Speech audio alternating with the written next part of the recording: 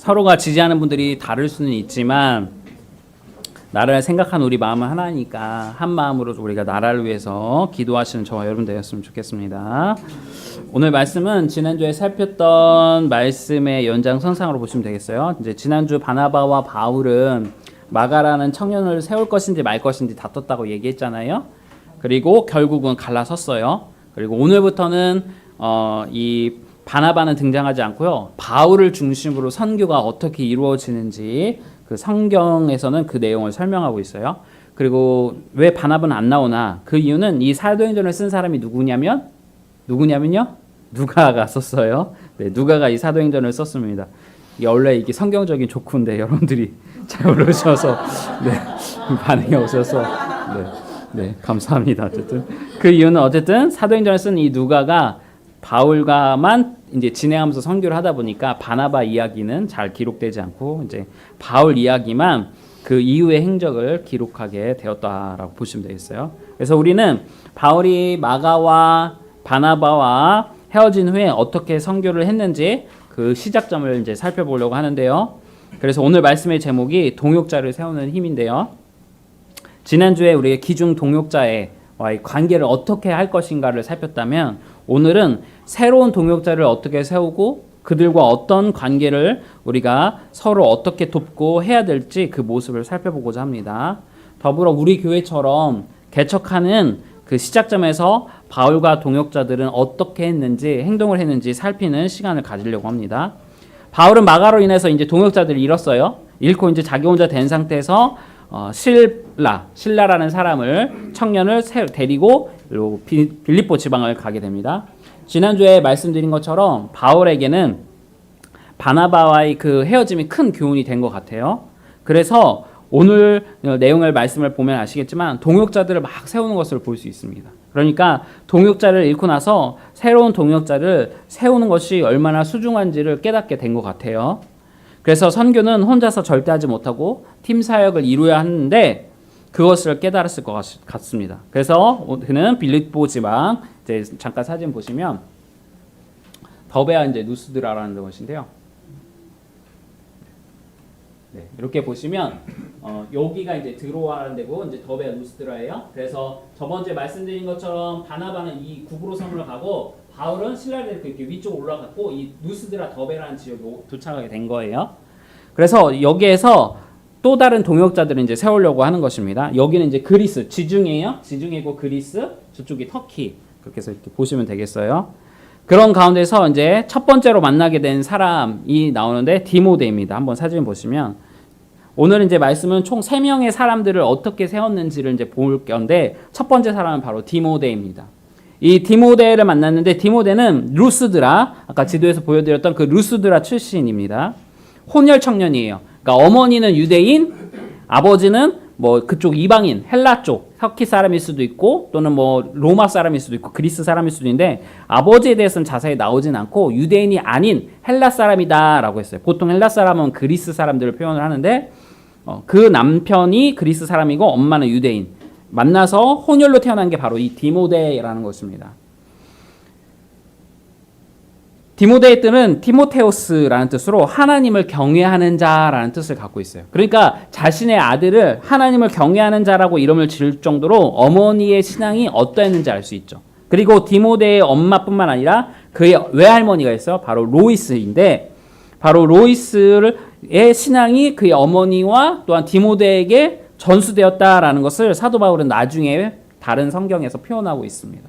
그러면서 로이스와 유니게의 영향을 받아서 이렇게 신앙을 잘 성장했구나라는 것을 볼 수 있어요. 특별히 유니게는 자신의 아들에게 구약 성경을 가르쳤어요.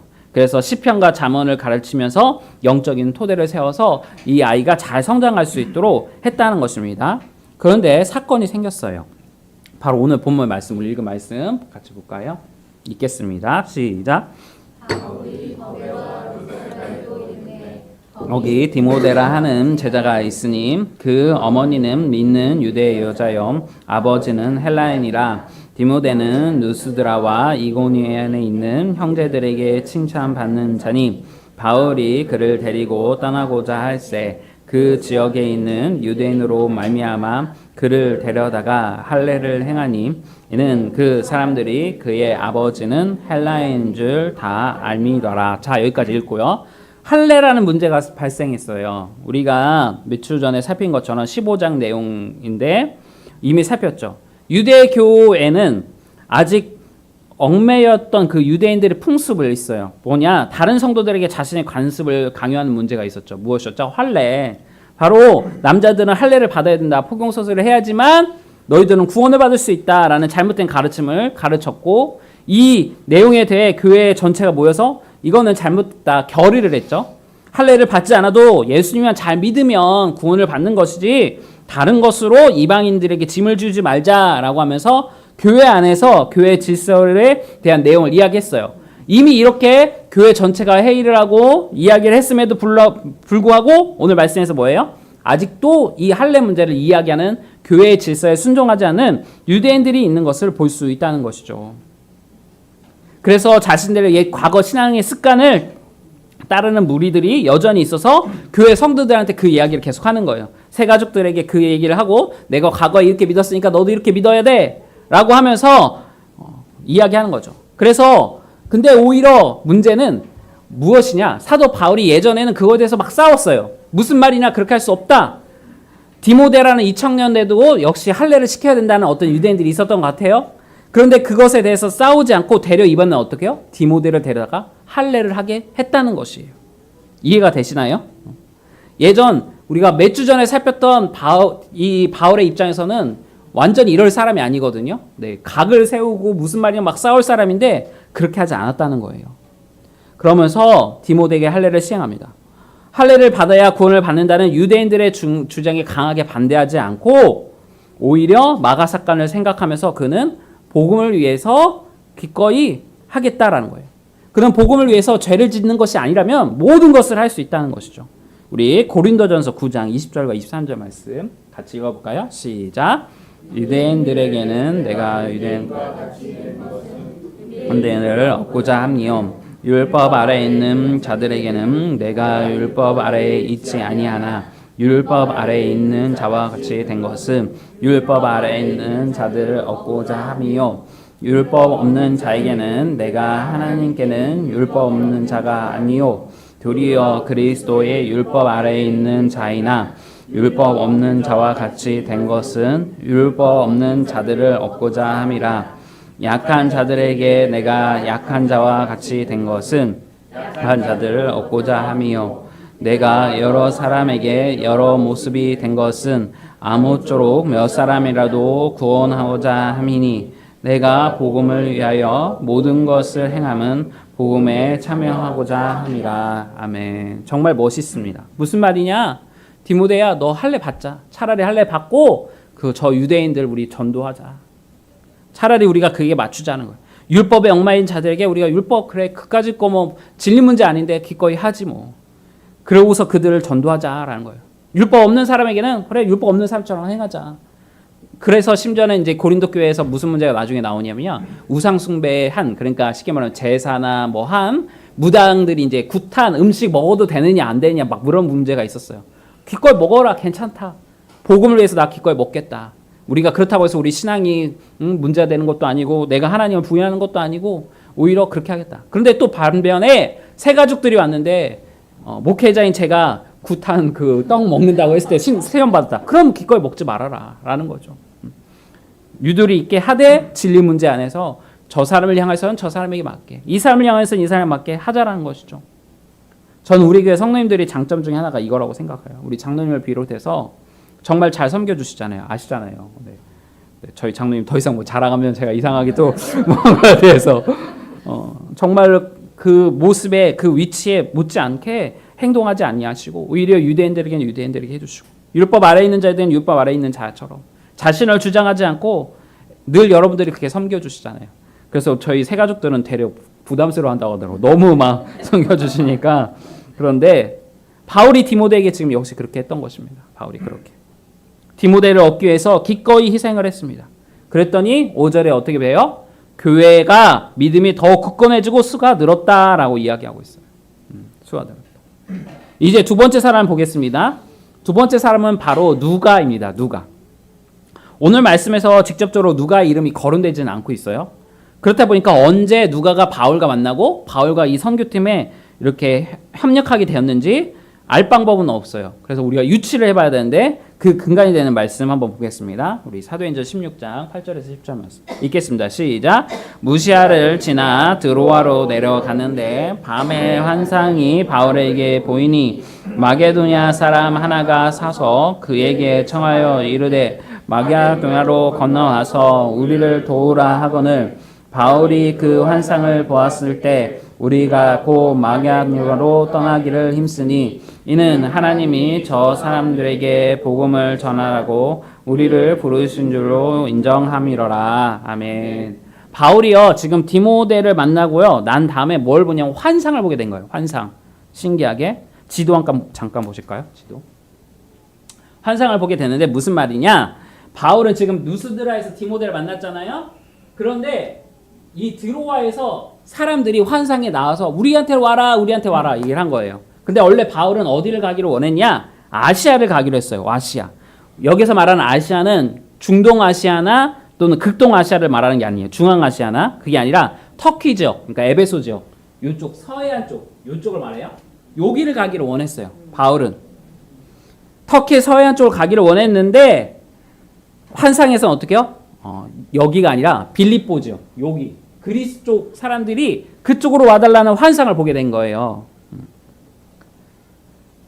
본문에서 말하는 마게도냐가 바로 고대 그리스 북부에 위치한 아까 말씀드렸던 이 빌립보 지역입니다. 그런데 이때 고민을 하는데요. 만난 사람이 누구냐? 이때 고민해서 만난 사람이 바로 누가예요. 누가. 이해가 되시나요? 성령 하나님께서도 사도 바울은 에베소 밑에 지방으로 가기로 원했는데 아니야 너 빌립보로 가야 돼 얘기하고 환상 가운데서도 마게도냐 사람들은 여기한테 와달라 바울아 우리한테 와서 좀 복음 좀 전하고 설교 좀 해달라 라고 이야기를 하니까 이게 뭐지? 고민을 하게 된 거예요. 그런데 10절에 다시 한번 보시면 아까 말씀 한번 보시겠어요? 10절에 말씀 보시면 뭐라고 표현했냐면 우리를 어떻게 해요? 부르신 줄로 인정함이라. 우리라는 단어가 나와요. 우리. 바로 누가를 포함한 것이죠. 바울, 실라, 디모데, 누가. 자, 이 성경을 누가 썼다고 했죠? 이 사도행전? 누가, 네. 이제는 잘 이해하시죠. 누가가 썼어요. 바로 의사 누가가 쓴 겁니다. 그러니까 이 10절의 9절이 나오기 전에는 누가를 포함한 우리라는 표현을 쓰지 않아요. 사도행전 처음에는 누가가 3인칭 관점에서 그냥 바라보고 있는 것처럼 자기가 직접 관여하지 않고 그냥 바울을 관찰하듯이 쓰다가 이 9절부터는 시점이 어떻게 바뀌어요? 우리들로. 누가를 포함한 우리라는 단어를 처음 쓴 것이 바로 이 본문인 것이에요. 그리고 그 내용이 어떻게 해요? 드로아에서 바울이 환상을 본 것이 성령 하나님께서 드로아에서 빌립보로 가라는 것을 바울뿐 아니라 어떻게 해요? 우리, 즉 누가 역시 인정하게 되었다고 설명하고 있어요. 이 장면에서 바울은 평생 자신을 도와주는 주치의, 의사라고 했잖아요. 주치의이자 선교 기록자인 누가를 만나게 된 것입니다. 바울은 늘 지병이 있었어요. 간질환 자 아시죠? 이렇게 뒤로 넘어지는 거품 하면서 간질환 자. 그리고 눈이 무척이나 안 좋았어요. 그리고 우리들이 이미 살폈던 것처럼 바울이 얼마나 고생을 많이 했는지 죽을 고비를 엄청 많이 느꼈잖아요. 돌로 맞아서 죽을 거라고 매로 맞고 그러니까 몸이 성한 데가 하나도 없어요. 몸이 성한 데가. 그러니까 바울에게 있어서 누가는 정말 필요한 존재였습니다. 의사 누가. 하나님은 누가를 이 드로아에서 어떻게 만나게 하신 거예요. 바울을 통해서. 이제 마지막 인물을 살펴보겠습니다. 이렇게 바울과 일행들은 자신들이 가고 싶었던 에베소가 아닌 성령 하나님께서 원하셨던 빌립보 지역으로 가게 되었어요. 그리고 빌립보에 도착한 지 며칠이 지나고요. 주일이 되었어요. 그런데 그곳에 예배드릴 회당이 없었어요. 회당. 자, 회당 사진 한번 보여주시겠어요? 회당이 이런 식으로 되어 있어요. 이런 식으로 이렇게 돌에서 이렇게 예배를 할 수 있도록 이게 현대판이고요. 과거에는 이렇게 플라스틱 나무 이렇게 의자는 없었겠죠. 회당인데 쉽게 말하면 회당이 뭐냐? 유대인들이 이제 흩어졌잖아요. 전 세계. 우리나라도 막 전 세계로 흩어졌잖아요. 우리 민족이. 흩어진 유대인들이 세계 곳곳에 예배 처소를 만든 거예요. 그게 회당이에요. 쉽게 말하면 전국에 작은 개척교회들이 많듯이 세계에 흩어진 유대인들이 세운 개척교회 장소라고 보시면 되겠어요. 그런데 이 빌립보 지역에는 이 개척교회 이 예배드릴 장소가 없었던 거예요. 바울은 유대인이기 때문에 회당에 들어서 예배를 드리려고 했습니다. 그러나 빌립보 지역에서는 예배당이 없어서 예배를 드릴 수 없었어요. 주일날 이 사람들과 동역자들과 함께. 그러자 어떻게 하나 우리 말씀 볼까요? 12, 15절부터 읽겠습니다. 시작. 거기서 빌립보에 이르니 이는 마게도냐 지방의 첫 성이요 또 로마의 식민지라. 이 성에서 유리를 위하다가 안식일에 우리가 기도할 곳이 있을까? 문밖 강가에 나가 거기 앉아서 모인 여자들에게 말하는데 두아디라 시에 있는 자색 옷감 장사로서 하나님을 섬기는 누디아라 하는 한 여자가 말을 듣고 있을 때 주께서 그 마음을 열어 바울의 말을 따르게 하신지라. 그와 그 집이 다 세례를 받고 우리에게 청하여 이르되 만일 나를 주 믿는 자로 알거든 내 집에 들어와 유하라 하고 강권하여 머물게 하니라. 아멘. 그런데 우연히 문밖 강가로 나갔어요. 문밖 강가로. 회당이 없으니까. 보통 유대인들은요, 회당이 없을 때 어떻게 행동하냐면 정통적으로 흐르는 물가로 가서 거기에서 기도 모임을 했어요. 그러니까 오늘 예배드릴 처소가 없으니까 유대인들은 어때요? 강가로 가서 거기서 기도 모임을 하려고 한 거예요. 요즘은 잘 안 하는 것 같은데요. 예전에는 저 어렸을 때만 해도 강가로 가서 이렇게 기도 모임을 많이 했어요. 강가 또는 해변가, 바닷가 아시죠? 바닷가에 찬바람 맞으면서 밤새도록 거기에서 기도들을 많이 하셨어요. 그러니까 바울과 그 일행들도 마찬가지로 유대인의 전통을 따라서 그렇게 기도하려고 강가에 갔어요. 그런데 그렇게 강가에 갔더니 우연찮게 누굴 만났어요? 여자들을 만난 거예요. 그리고 그 여자들에게 복음을 전한 것입니다. 그리고 그 여자들 중에서 누구를 만나요? 루디아라는 여인을 만나게 됐어요. 이 루디아. 자, 이 여인은 두아디라 시에 살고 있었는데요. 지도 한번 보실게요. 요게 이제 현대판 두아디라 시하고 두아디아라는 여기예요, 여기. 그러니까 드로아가 이쪽이고요. 두아디아가 여기인데 두아디아에서 여기로 온 거예요. 그리고 이 사람들이 이제 이 빌립보로 가려고 하는 거였고요. 저 두아디라에서 자색 옷감 장사를 하던 사람이었어요. 이 두아디라는요, 정통적으로 자, 사진 한번 보시면 요 식물이 유명한데 꼭두선이 식물이라는 거래요. 꼭두선이. 이 식물의 뿌리를 추출하면요, 자색 염료, 그러니까 그 옷, 그 뭐랄까요, 염색하는 그 염료가 나오고 또는 중요한 그 약재가 나오는데 이 두아디라 시에 이 꼭두선이 식물로 유명했어요. 그래서 이것을 채취해서 고급 의료를 사용하는 매우 중요한 귀중한 상품인 이 염료를 추출했다는 것이죠. 그래서 그녀는 이 식물을 이용해서 돈을 많이 벌었다라고 설명하고 있습니다. 그리고 그녀는 하나님을 섬기는 사람이라고 설명하고 있어요.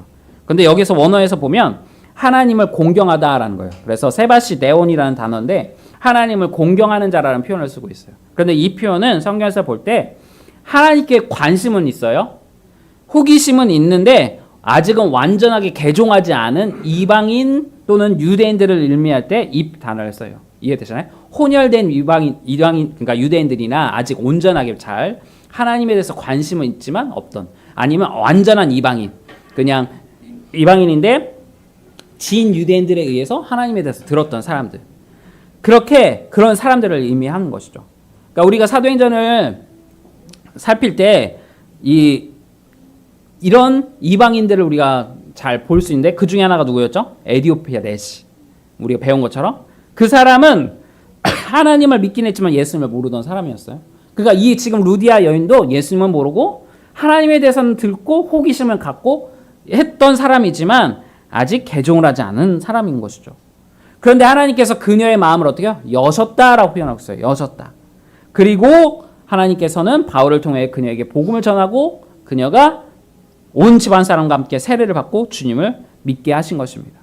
그러고 나서 회당이 없으니까 그녀가 자신의 집이 이제 부유하니까 한 60명 정도 모일 수 있는 큰 집에 살았다고 해요. 그래서 그 60명 정도가 모일 수 있는 그녀의 집을 개척교회로 사도 바울에게 제공하게 된 것입니다. 그리고 다음 주에 살필 내용에서 바로 빌립보 지역에서 사도 바울은 많은 역사를 이루고 많은 사람들에게 복음을 전하는 그와 같은 사역을 한 것이고 그 사역을 어떻게 해요? 루디아가 지원해 준 것입니다. 그리고 이렇게 교회가 세워진 것입니다. 사진 한번 보시면 이게 누디아 기념교회래요. 누디아 기념교회. 실제 집이었는지 모르겠지만 그렇고 저기가 이제 빌립보 교회라고 볼 수 있습니다. 그래서 이 누디아의 헌신을 통해서 빌립보 교회가 개척이 되었다라는 것입니다. 이제 오늘 말씀의 내용의 결론을 향해 나가볼게요. 사도 바울은 지난주에 사랑하는 동역자와 싸워서 헤어지게 되었어요. 헤어지게 됐단 말이에요. 몇 년 동안 함께했던 동역자와. 그리고 그는 깨달았어요. 동역자가 얼마나 소중한지를 깨달았어요. 그런 후에 그는 함께할 동역자를 모으고 있어요. 처음으로는 실라를 모으고 그 다음으로 디모데를 모으고 그 다음으로 누가를 모으고 그 다음으로 누디아를 만나게 됐어요. 그러면서 팀 사역을 하게 되고 예배 장소가 없었던 바울 일행에게 누디아는 자신의 집을 오픈해서 예배 처소로 제공하고 빌립보 교회를 이렇게 개척을 했어요. 그런 후에 지속적인 전도를 통해 빌립보 교회가 성장하게 되었습니다. 이 네 명의 사람은 각자의 역할이 달랐어요. 실라는 어떤 역할을 했냐? 늘 바울과 함께하면서 바울이 혹시라도 아까도 말한 것처럼 설교하다가 간지 때문에 뒤로 넘어진 적도 있고 눈이 너무 안 좋아서 도저히 어떻게 설교할 수 있는 상황이 안 될 때 실라가 바울을 대신해서 설교를 했어요. 또한 누가는 아시는 것처럼 바울이 아플 때마다 바울의 병을 치료해주고 또 이 사도행전을 기록하는 역할을 했어요. 디모데는 바울이 이제는 떠나거든요. 다른 지역으로. 그럴 때 디모데는 이 빌립보 지역에 남아서 바울의 후임자로서 빌립보 교회를 더욱더 튼튼히 세워나고 개척하는데 그 교회를 도와주는 목회자가 되었어요. 그리고 누디아는 자신의 집을 선교 팀원들에게 제공하고 물질적으로 제공함으로 빌립보 교회를 개척하는데 매우 큰 도움을 주었다는 것입니다. 각자의 역할이 다 다르죠. 저는 이 말씀을 준비하면서 우리 교회 성도님들이 이런 마음을 품었으면 좋겠다, 꼭 가졌으면 좋겠다 기도했습니다. 우리 교회가 이제 앞으로 나갈 때 여러분들 한 사람 한 사람이 얼마나 소중한 존재인지 내가 우리 교회에 없어서는 안 되는 존재라는 것을 꼭 생각하셨으면 좋겠어요. 나 하나만 빠져도 되겠지. 그런 마음 갖지 않았으면 좋겠다라는 것이에요. 내가 실라이고 내가 누가이고 내가 디모데이고 내가 루디아이구나. 그 생각을 하셨으면 좋겠어요. 나 없으면 안 되겠구나. 물론 나 없어도 될 수는 있어요. 교회 사역은 되지만 마음의 각오가 오늘 말씀처럼 하자는 거예요. 그리고 서로를 위해 어떻게 해요? 함께 기도해주고 서로를 세워주는 그런 교회가 되었으면 좋겠다라고 하면서 기도를 했어요. 더불어 하나님의 인도하심 속에서 우리의 만남이 이루어졌다는 사실을 여러분들이 늘 잊지 않았으면 좋겠다라고 저는 말씀을 생각하면서 기도했습니다.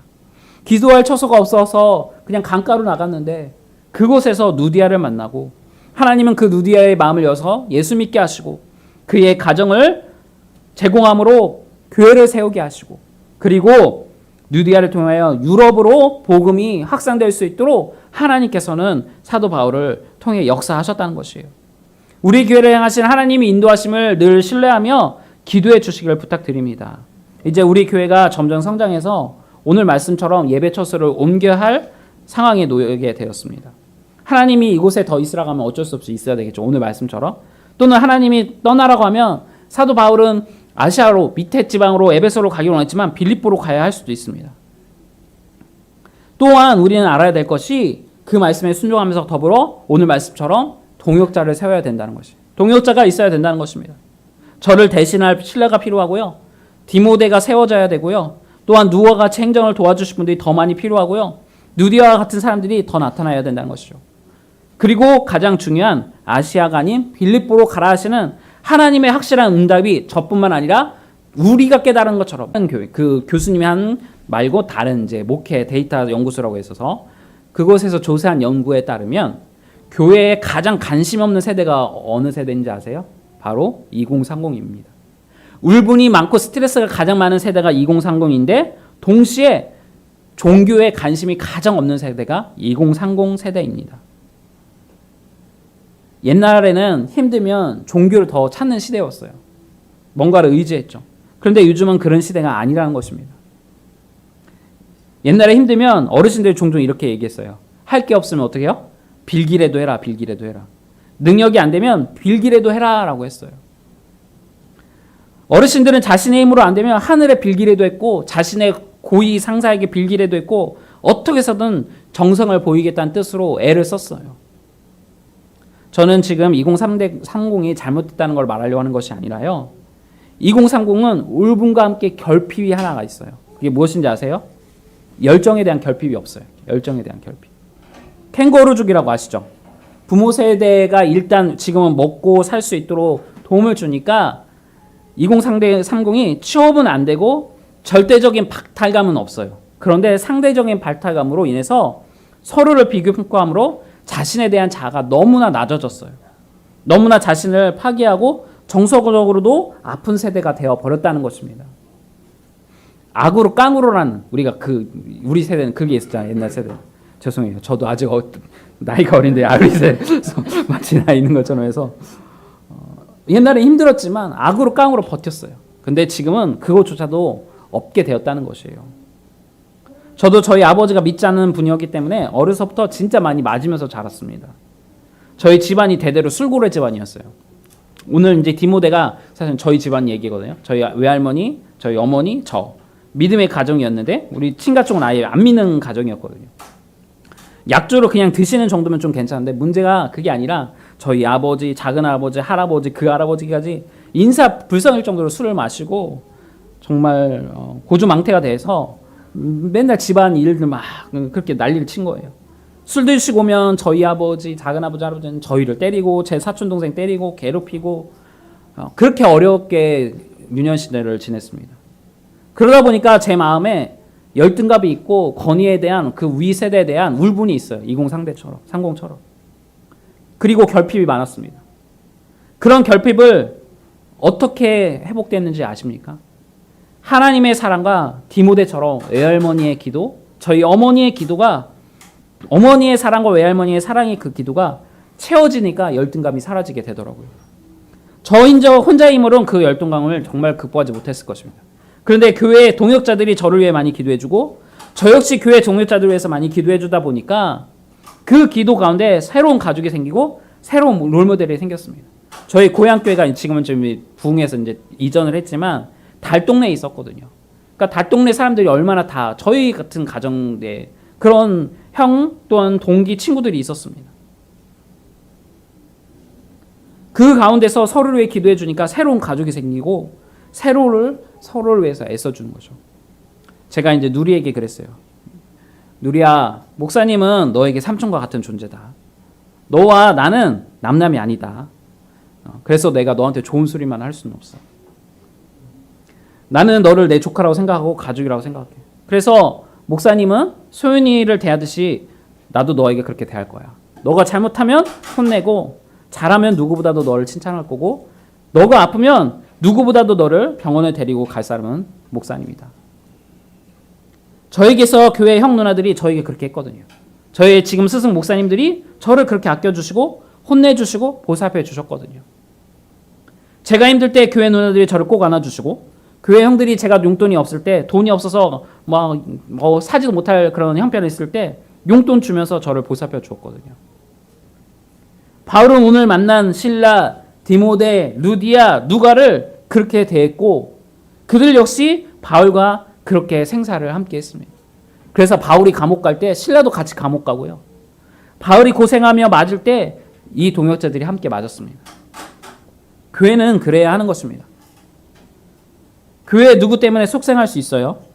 그럴 때마다 예수님이 나를 그렇게 참아주셨다. 나도 교회에 누군가를 그 지체를 힘들게 할 때 있다라는 사실을 여러분들 기억했으면 좋겠어요. 예수님이 나를 그렇게 참아주셨듯이 나도 그를 향해서 참아주고 예수님이 나와 함께 십자가를 지시고 고생을 하신 것처럼 나도 그들의 십자가를 함께 지고 고생할 것이다.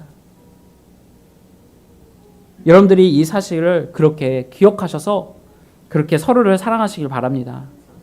그래서 우리 식사 장로교회는 정말 주님의 사랑이 풍성하고 날마다 성장하는 그런 교회가 되기를 주님의 축복합니다. 우리 같이 찬양하겠습니다.